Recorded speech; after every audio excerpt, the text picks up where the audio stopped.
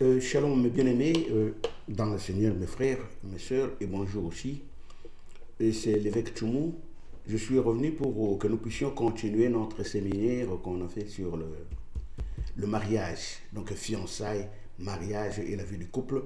Mais le temps ne nous a pas permis d'aller point par point pour détailler. Maintenant, nous allons faire une vidéo pour que nous puissions préciser certains points. La relation sexuelle pendant les fiançailles, qu'est dit la Bible? Mais avant que nous puissions parler de cela, quand on parle des fiançailles, c'est une période où le deux, c'est-à-dire les fiancés, puissent mettre les idées ensemble, c'est-à-dire mutuellement, pour savoir ce qu'ils peuvent faire. Puisque le mariage, ce n'est pas d'aujourd'hui, ça durera longtemps. Donc, dans cette période, on peut échanger de bagues. Dans cette période, on peut informer les amis et le camarade.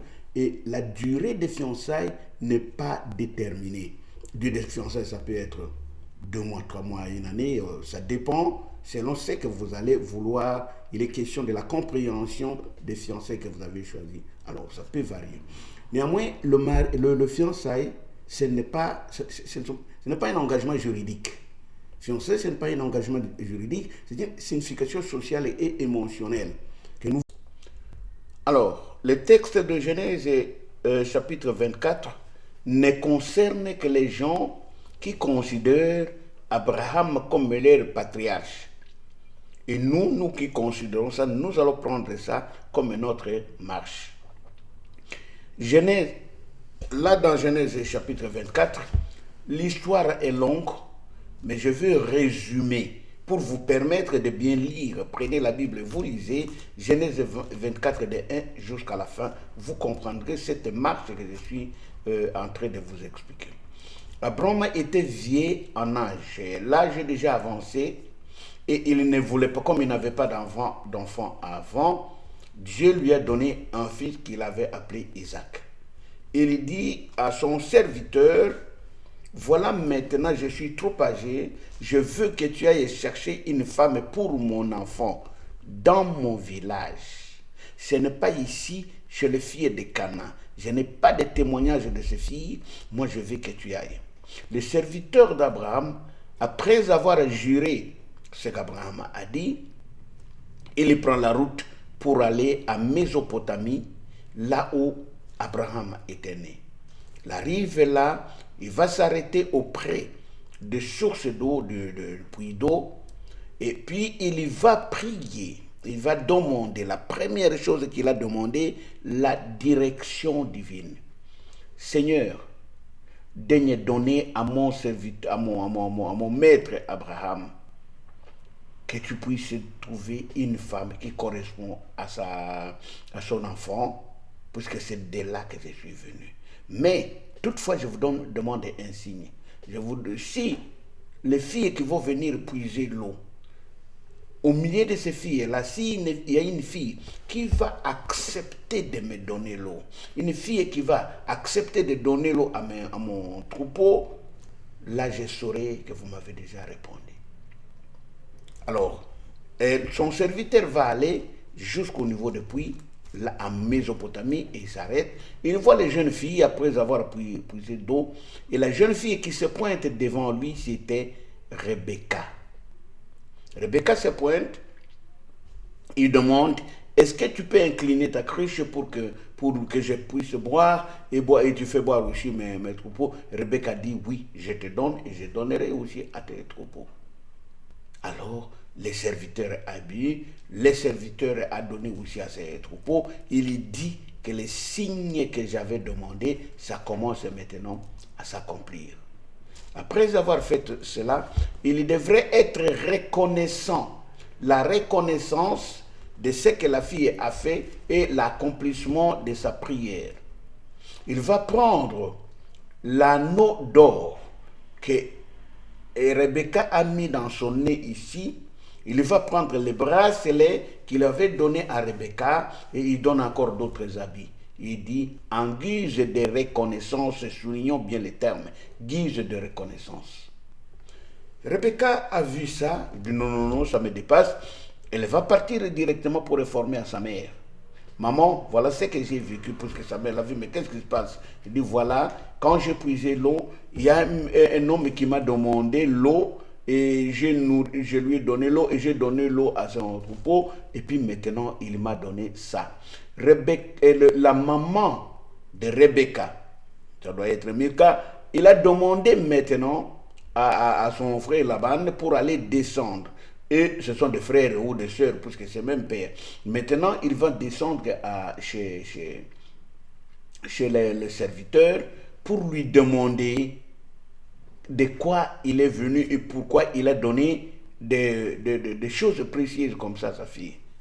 Tenons, ce que j'avais sauté premièrement, quand le serviteur s'est trouvé avec la fille, il avait posé la question, est-ce que toi, donc, toi, tu es de quelle famille? Tu es sorti d'où?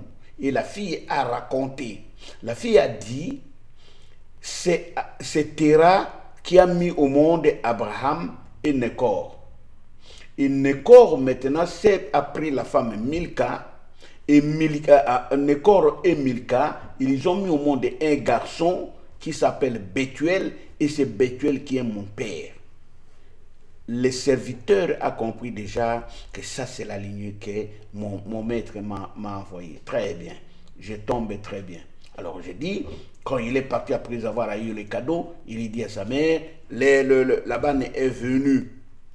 Et Laban lui trouve maintenant les serviteurs au bord du puits. Il lui demande, mais qu'est-ce que tu fais ici? Allons-y à la maison, il y a des places pour que tu puisses. Alors que le problème des places, les serviteurs l'avaient posé même à lisez la Bible, je suis dans la Bible. Alors, maintenant, il est parti, il a pris ses troupeaux, il arrive à la maison.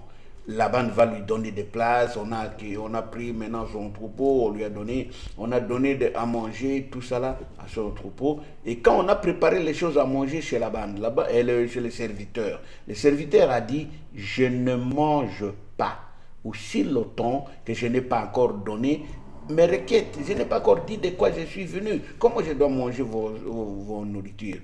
Et maintenant, Laban et Bethuel, et maintenant, lui ont demandé, chapitre 24, verset 50. La Bible dit, Laban et Bethuel répondirent à la déclaration de l'homme et dirent, c'est de l'Éternel que la chose vient. Nous ne pouvons te parler ni à bien ni à mal. Voilà Rebecca. Va et qu'elle soit la femme de ton fils, le fils de ton Seigneur.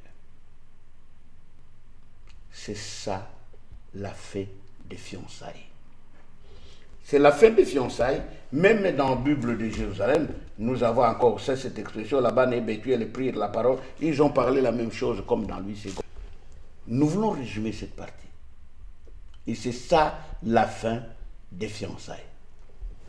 Puisque nous voulons parler rien que des fiançailles aujourd'hui. Maintenant, nous qui sommes dans l'église, et nous ne sommes pas avec Laban, nous ne sommes pas Abraham, nous avons nos filles et nos fils dans les églises. Comment ça va se passer, ces étapes-là? Ces étapes, ça passe textuellement comme Laban a vécu, tout comme les serviteurs d'Abraham a vécu. La première chose qui commence, l'homme doit prendre contact avec la fille. Il va prendre contact avec la fille n'importe où, dans n'importe quel endroit. Ce n'est pas le Saint-Esprit qui va prendre contact avec la fille à ta place. Toi-même, tu fais des démarches pour la rencontrer n'importe où. Et la deuxième chose, dans toutes les démarches que nous faisons, c'est demander un témoignage de la fille. Elle est fils ou fille de qui? Tu dois connaître ses parents.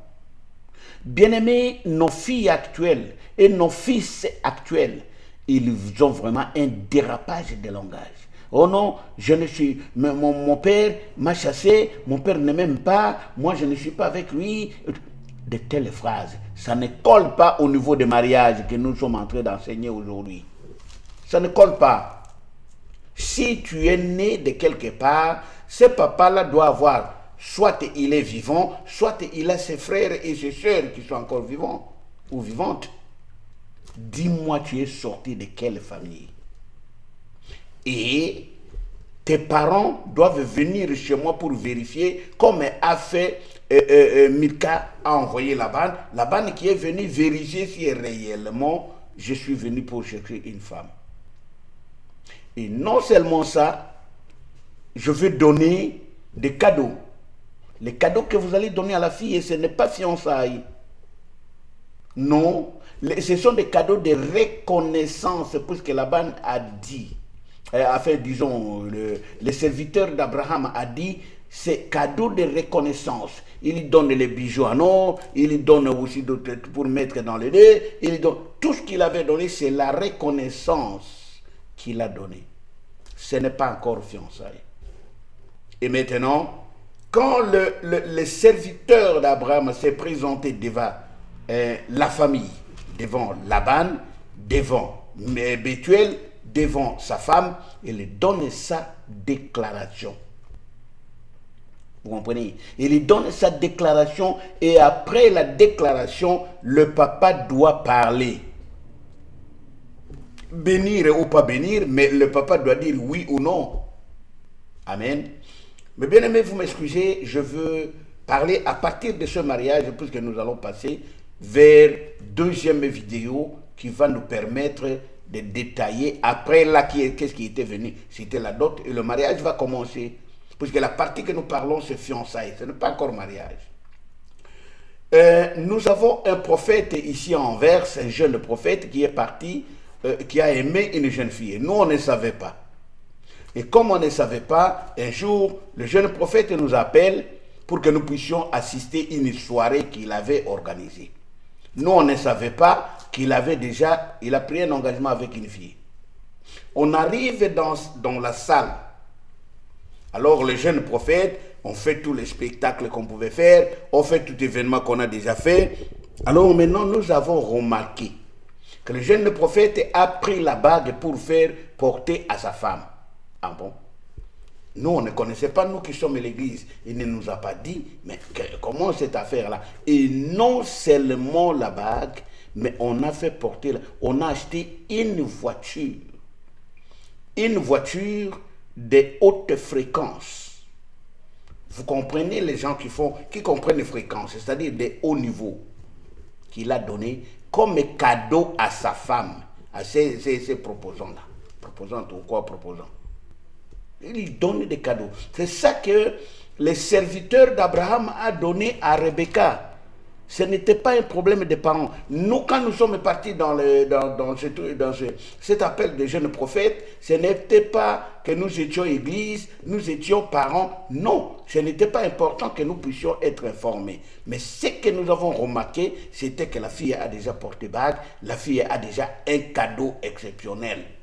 Non, mais ce n'est pas exceptionnel, c'est une façon d'exagérer un peu. Mais c'est pour vous dire que quand il y a l'amour, l'homme donne ce qu'il peut donner. Et maintenant, après avoir donné ça, nous avons appelé les jeunes prophètes pour demander, mais quand le mariage alors? C'est comme s'il y a deux bagues. Il y a bague d'amour et bague de fiançailles. Ne confondons pas votre bague d'amour et votre bague de fiançailles. La voiture que le jeune prophète a donnée, ce n'était pas voiture de fiançailles, non, c'était voiture d'amour. J'aime ma femme, quand moi j'ai les moyens, j'achète, je fais plaisir ça. Amen. Puisque les gens qui étaient formés, ce sont ses amis, ses collègues. Mais c'est comme ça. Puisque dans l'amour, ce sont les amis, les collègues qui connaissent ça. Les parents n'ont pas droit. Nous n'avons excusez-moi, ce n'est pas qu'on n'a pas droit, mais nous connaître ou pas, ce n'est pas notre affaire. Et là, qui était passé, c'est actuellement le mariage de Rebecca. On a donné les cadeaux, donc à l'absence des parents, il est parti présenter ça chez les parents, et maintenant, les parents ont fait tout pour vérifier. Mais nous, avec le jeune prophète, quand on a vérifié que l'amour était là, nous avons préparé là ce qu'on appelle le fiançailles. Fiançailles était là, nous sommes partis, eh bien, c'est dans ce fiançailles où, dans nos traditions noires, il faut écrire la lettre, nous allons venir pour voir, prendre votre fille et tout ça, des choses comme ça. Il y avait Tralala qui était là-bas. Mais dans l'autre civilisation, et tout cela dépend aussi des coutumes, civilisation occidentale, la civilisation que nous sommes en train de vivre ici, ils n'ont pas trop de tralala comme ça. Quand on s'aime, ils finissent les choses une seule fois. Mais nous, vous comprenez l'étape que nous étions limités, l'étape d'amour était là, bague, voiture, tout, ce n'était pas notre affaire. Maintenant, on amène les parents pour se présenter avec les parents de la fille, pour qu'on puisse se parler. Et dans notre pourparler, pour que je puisse finir, qu'est-ce qui était passé?